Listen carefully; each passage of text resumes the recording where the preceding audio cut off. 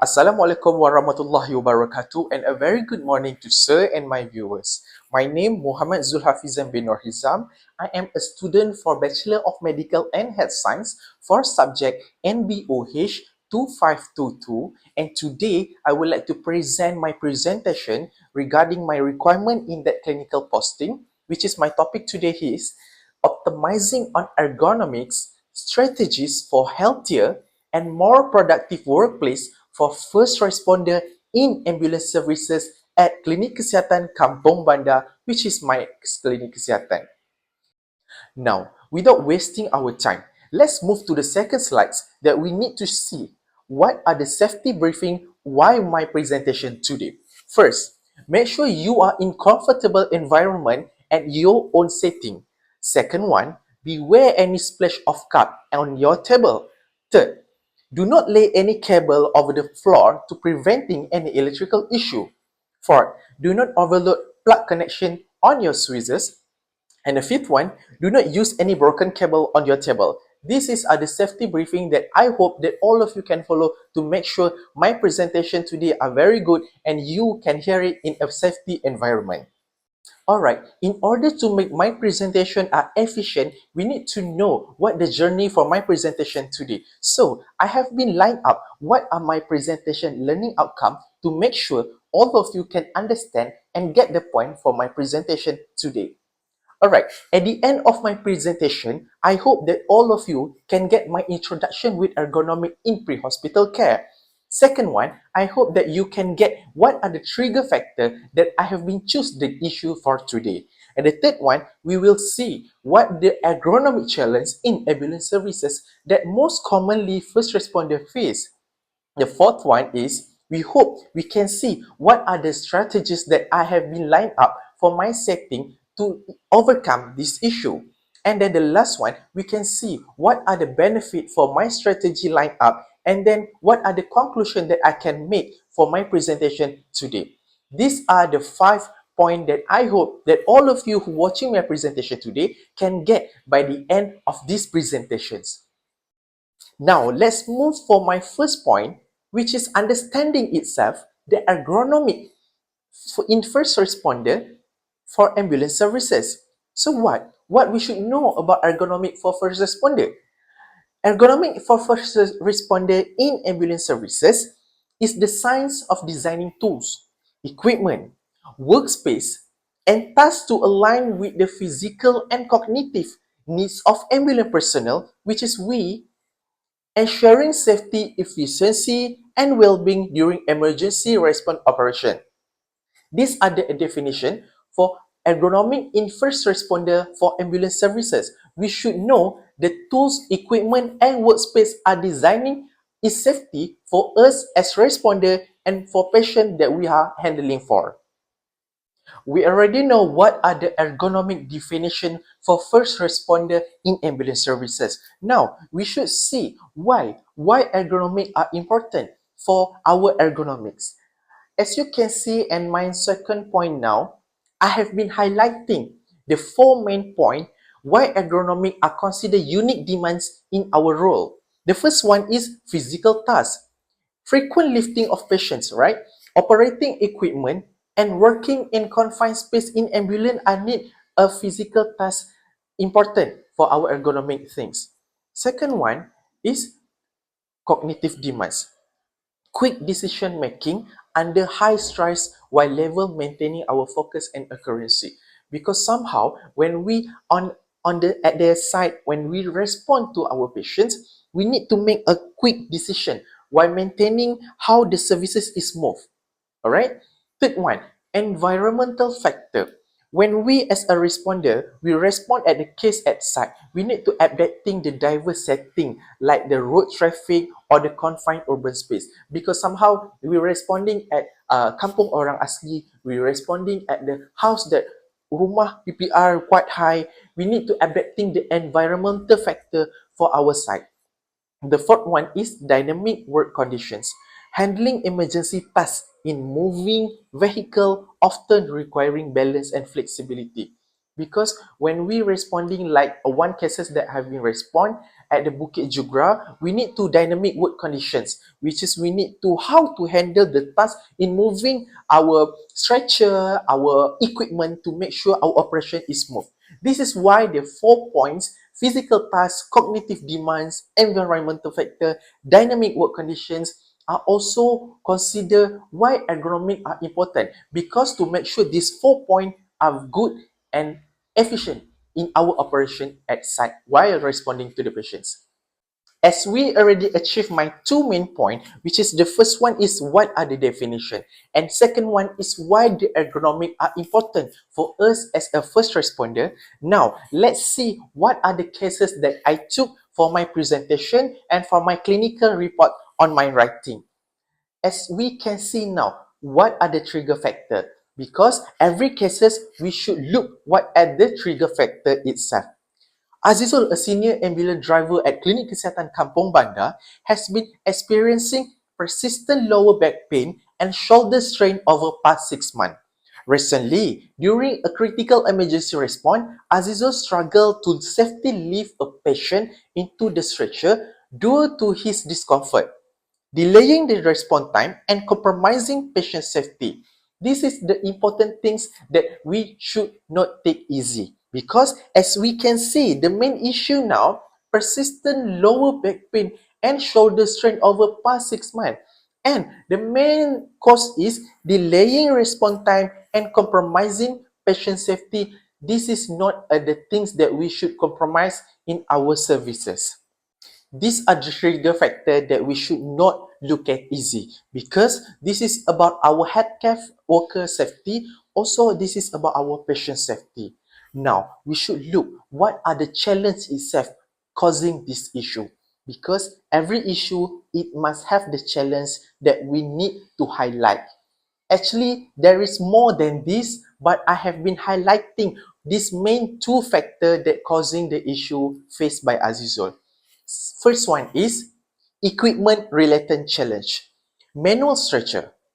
Basic ambulance often lacks power or height adjustable stretcher, requiring responder to manually lift and load the patient, increasing the risk of the back and shoulder injuries. Because I have a basic stretcher, I don't have an advanced stretcher in my ambulance setting. This is somehow needs our more power and energy to lift and load the patient at the clinical site during our responding. Second one, patient handling challenge. Because somehow we need to handle our patient at site. We doesn't have a proper patient at bed. We doesn't have a patient at the proper position. Somehow we have patient that fall at the cliff, at the some at the uneasy spaces.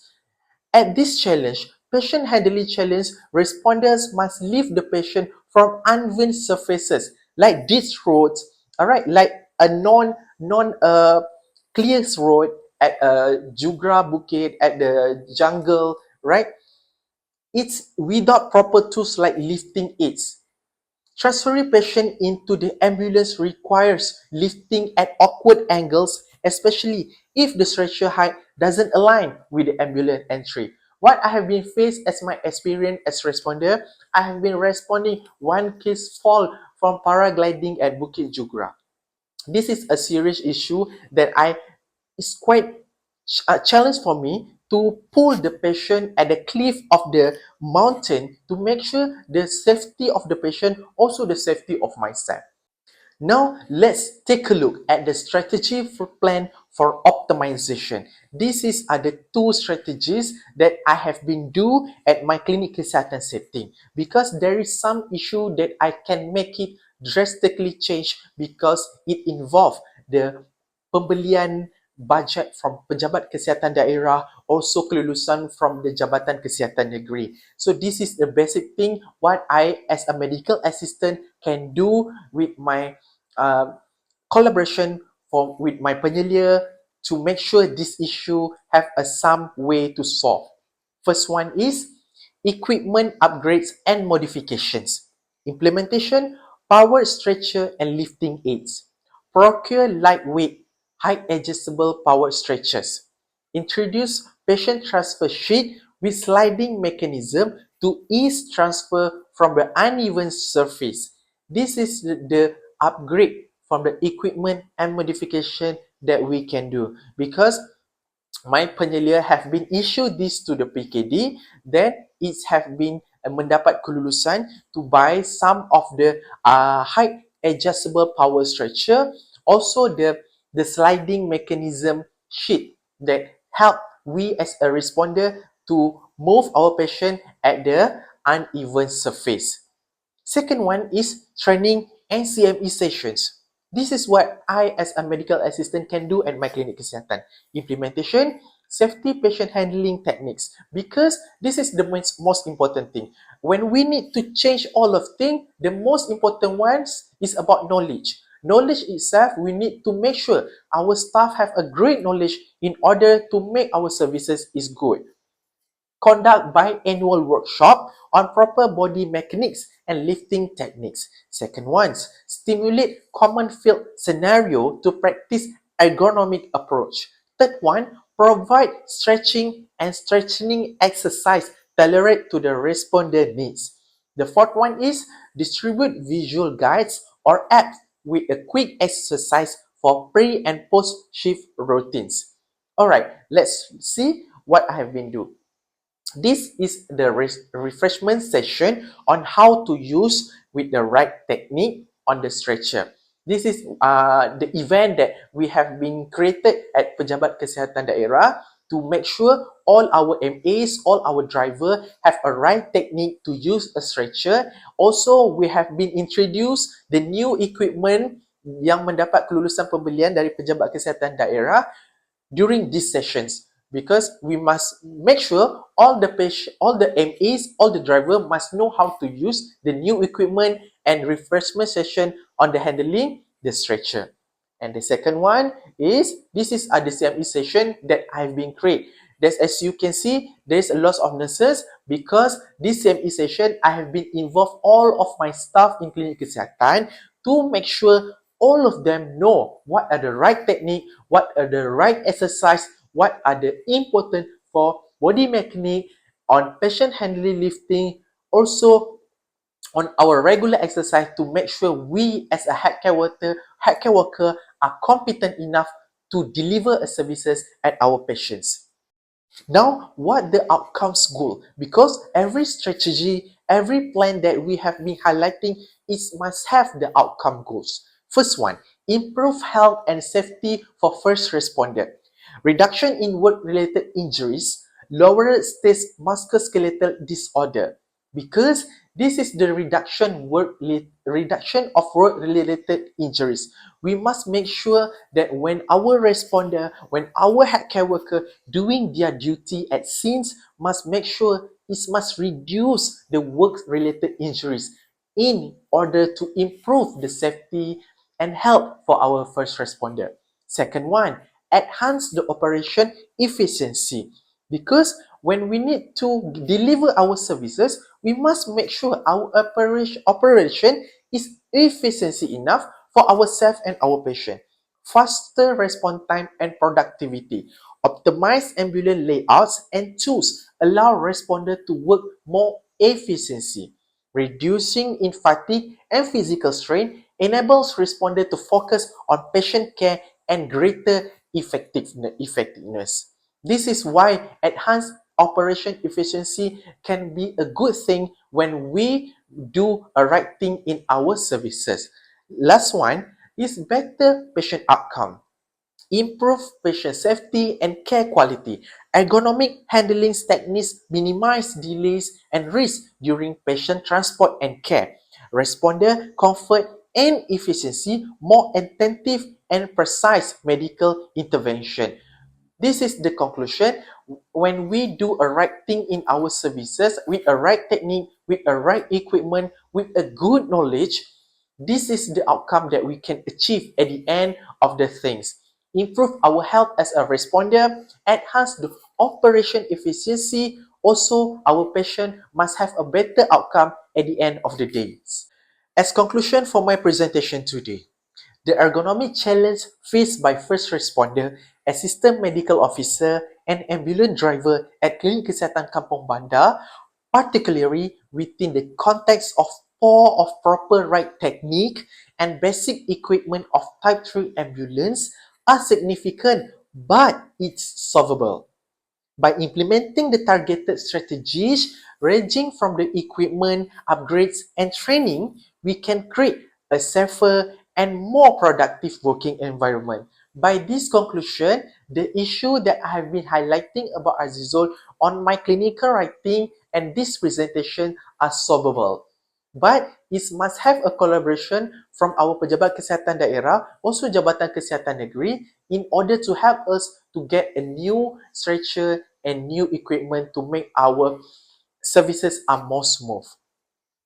I hope that everyone who watching my presentation today can get that my 5 main points that I've been highlighting at the second slide of my presentation. The first one is the introduction of ergonomic for first responder, and then the second one is what are the trigger factors they faced by Azizul, and the third one is the challenge itself, the two main challenges that I have been highlighting in my ambulance services. And the fourth one is the strategy that I have been implementing on this issue. And the fourth one, what are the benefits we as a healthcare worker and our patient can get while when we make sure these ergonomic are goods in their way. I hope that's all from me for these presentations. I hope that all of you can got the points for my presentation. Thank you so much for lending me your ears. Have a nice day. Assalamualaikum warahmatullahi wabarakatuh.